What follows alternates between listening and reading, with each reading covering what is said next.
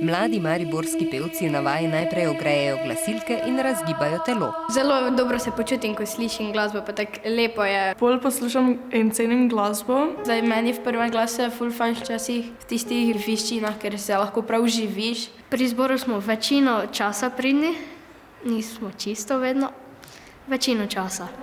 In potem, ko enkrat poslušaš pač vse tri glasove, pride včasih res tako lahko čarobno. Še posebej čarobno je, ko skupaj zapoje več kot 500 glasov.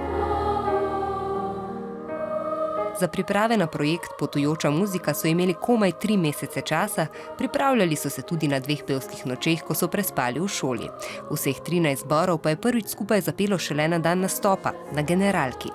V nedeljo sem odšla v Ljubljano brez skrbi. Že dopoldan sem vedela, da bo šlo. Bilo je res noro, dosti zvoka. Najprej me je vedno strah pred tem, potem pa, ko pojem, pa se kar vživim, pa pozabim na strah. Na Generalki je bil zelo slab zrak in pač je bilo dosti ljudem slabo. Z enim zborom smo si tudi izmenjali stike.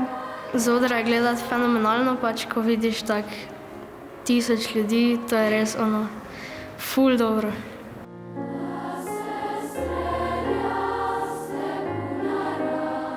Pevci razdeljeni na prvi, drugi in tretji glas pri petju pogled usmerijo v dirigenta ali dirigentko. Ker nam pokaže, kako dolga mora biti nota, kako glasno mora biti in nas poveže skupaj. Smo Slovenci res lahko ponosni na ta naš kulturni del zborovskega petja, ker ga imamo dobro razvitega. Potem po pesmi pa vedno pogledam malo v publiko, kdo podloska, pa kdo ne. V Sloveniji se z zborovskim petjem ukvarja več kot 100 000 ljudi. Koncert Potujoča muzika pa je posnela tudi Televizija Slovenija, ogledali si ga boste lahko 29. decembra.